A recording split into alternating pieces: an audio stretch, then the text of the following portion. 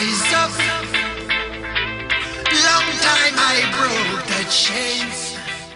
Growing up, I think I had a normal enough childhood. My mom was very hardworking. She did all that she could do. She was a single parent. I had my dad I had a relationship with him, but his physical presence I didn't have. He didn't live with us. And so I really just grew up with my mom and about 4 grandmothers. I had great-grands and grandmothers, and they were influential in my life as well. Well, with all the love and the support that my family gave me as a child, they were unable to protect me from some of the bad things of society. And so at age 8, I can remember that it was during the summer actually, I was exposed to a friend of a family member, and he unfortunately took advantage of me as a child, and he molested me on several occasions. And what can I say? At that age, you don't understand these things. You don't know who to turn to. And so a lot of my growing up after that period was really about how to deal with this issue and who to talk to. It happened that one day I decided, I'm not having any more of this. I don't like it. I don't know what it's about. And I want to put an end to it.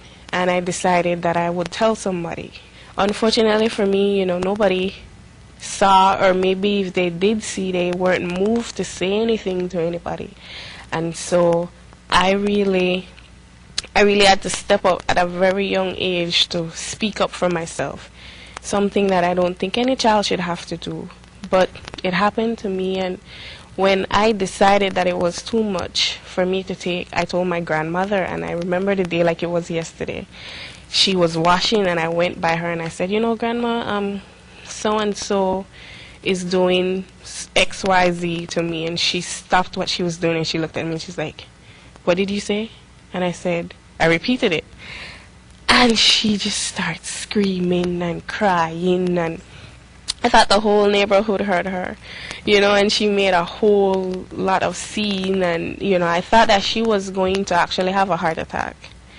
And she got on the phone and she called my grandmother, my other grandmother, and she called my mother, and she called everybody, and she told them, and I was just cringing in the corner like, what have I done? Like, this is not worth the trouble. It seems like everybody's upset and I'm in trouble more than I'm released from this thing. Then when my other grandmother came home from work finally, she said, I don't believe you. I think you're just saying this to cause trouble.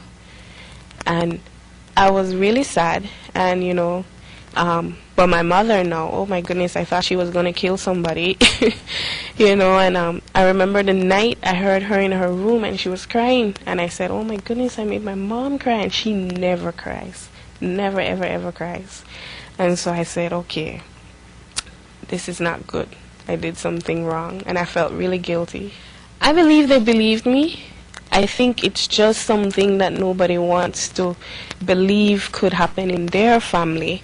You hear a lot of these abuse cases and you think it's other people's children, but when it's your own children now, it's something difficult to deal with. And so I think the first reaction was probably disbelief, because it's like I have this very strong family and they're sensible people. Nobody in my family would do that. But eventually, they realized that, it really was just my grandmother that didn't believe me at first. But on her dying bed, actually, she was there in the hospital bed, and she was dying of cervical cancer.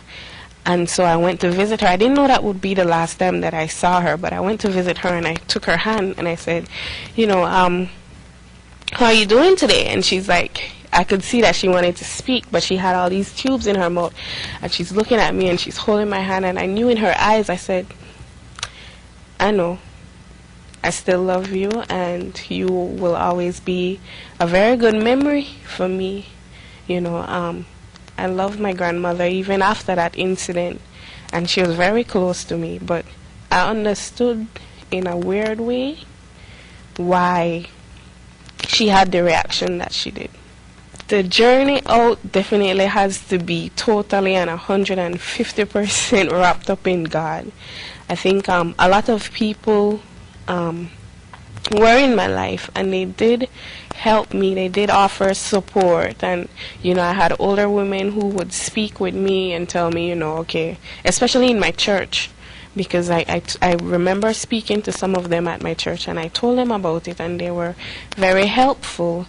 But I think the real healing, that healing for all the issues, the internal issues that you're left with, really comes from a relationship with God. And because for a very long time, I used to feel, like there was something missing or something wrong. You felt, I felt like if there was something wrong in me, and it was a secret that nobody knew, so I didn't want them to come too closer to get to know me on another level. I was very closed off from people because of that.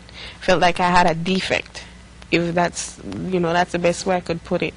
And so it's really something that I believe only God can heal, because you can get all the counseling, you can go through the therapy, you can talk till you're blue or whatever, but until God really makes what was wrong restored, it won't happen. You won't be a better person. Today I'm at a good place. I'm married. I was able to overcome all the craziness that I felt in terms of relationships. I trusted no man. That was my mindset. They're all gonna do you something. They're all gonna wrong you in some way or the other, and I got over that. And I met somebody that I was in love with, and I married them, and I have a good relationship. I have a daughter who, it makes me so paranoid as a mom that, I already tell her that you're not going to sleepovers, and she's like, 2, you're not going to any sleepovers. I don't want you out of my sight or my reach, because that need to protect and to make sure that there's absolutely no harm done to this child that I can avoid. I define myself as a children's activist.